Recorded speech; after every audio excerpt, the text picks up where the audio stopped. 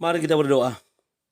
Bapa Surgawi, Bapa yang kami sembah dalam nama anak-Mu Tuhan Yesus, sungguh kami sangat bersyukur berterima kasih kepadamu Bapa untuk segala kasih kebaikan kemurahan Tuhan yang masih Tuhan nyatakan kepada kami sampai dengan pagi hari ini, di mana kami boleh tidur dengan tenang, bangun dengan selamat pada pagi hari ini tanpa kekurangan suatu apapun. Itu semua karena kasih kebaikan kemurahan Tuhan.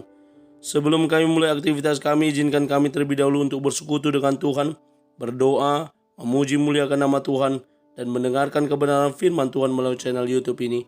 Berbicara bagi kami Tuhan, nyatakan kuasa-Mu, nyatakan isi hati-Mu, karena kami telah siap untuk mendengarkan kebenaran firman Tuhan. Dalam nama Yesus kami sudah berdoa dan mengucap syukur. Amin. Shalom ibu bapak saudara terkasih dalam nama Tuhan kita Yesus. Semangat pagi.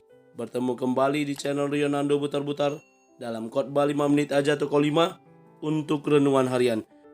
Renungan pada hari ini saya ambil dari kitab 3 Yohanes pasal yang pertama ayat yang keempat. Demikian kesaksian firman Tuhan. Bagiku tidak ada sukacita yang lebih besar daripada mendengar bahwa anak-anakku hidup dalam kebenaran. Hidup dalam kebenaran. Ibu bapak saudara terkasih dalam nama Tuhan kita Yesus, sebagai orang tua, sebagai orang-orang yang mengikut Tuhan, sesungguhnya kita akan bersukacita ketika melihat anak-anak kita hidup dalam kebenaran. Ketika melihat anak-anak kita rajin berdoa, rajin pergi ke gereja, rajin pergi ke persekutuan orang-orang percaya, bahkan berkelakuan baik. Ini hal yang tentunya positif dan sangat-sangat baik. Atau kita sebagai berkeluarga dengan orang lain, misalnya seperti ini, udah lama tidak jumpa, udah sintua sekarang ya, sintua butar-butar, si Rio itu katanya. Iya, puji Tuhan. Ada sukacita dari kata-kata puji Tuhan tersebut. Atau ketika orang mendengar, hari ini ada tartinting yang jadi sintua, dan salah satu diantaranya adalah keluarga kita. Aduh, puji Tuhan. Ada hal yang disampaikan meluapkan rasa syukur dan sukacitanya melalui kata puji Tuhan tersebut, bahwa ada rasa senang atas apa yang telah terjadi melalui menjadi sintua, makin rajin ke gereja. Mungkin ada keluarga yang lama tidak melihat kita, dan ketika berjumpa lagi mengetahui kalau kita sekarang sudah rajin beribadah, rajin gereja, rajin persekutuan. Bahkan mungkin di tengah-tengah persekutuan dilihat, doa bagus sekali doanya, atau berkhotbah bagus sekali khotbahnya, dan lain sebagainya.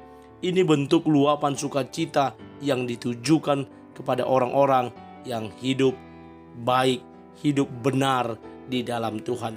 Dan itu pula yang disampaikan oleh Rasul Yohanes, bagaimana dia menyampaikan dalam suratnya yang ketiga.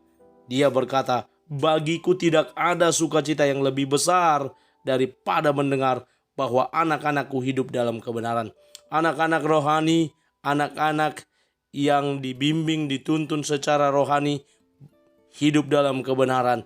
Tidak hanya sekedar anak biologisnya, tetapi anak secara rohani, di mana banyak yang telah hidup dan bertumbuh dalam kebenaran firman Tuhan. Dan kita tahu salah satu anak atau murid dari Rasul Yohanes adalah Polikarpus. Polikarpus yang pernah berkata, 90 tahun aku mengikuti Tuhanku dan belum pernah kulihat yang tidak baik yang dilakukan kepadaku.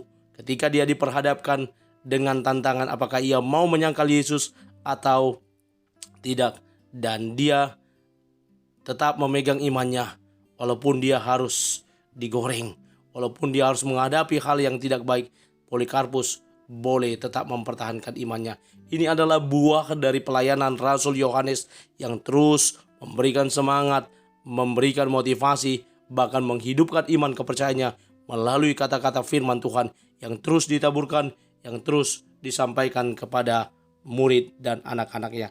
Saya mengutip beberapa kata-kata bijak. Yang pertama dari Paul Claudel, seorang penyair, berkata, buat mereka mengerti bahwa mereka tidak memiliki tugas lain di dunia selain bersukacita.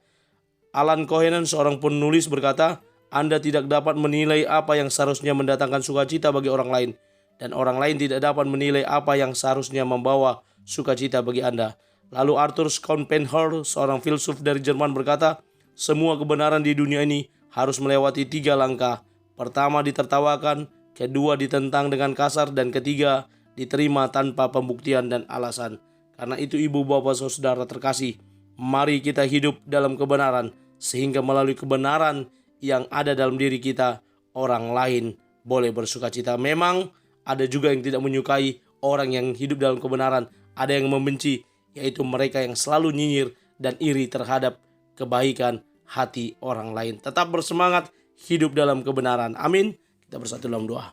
Terima kasih Bapak untuk firman-Mu yang telah kami dengarkan pada pagi hari ini.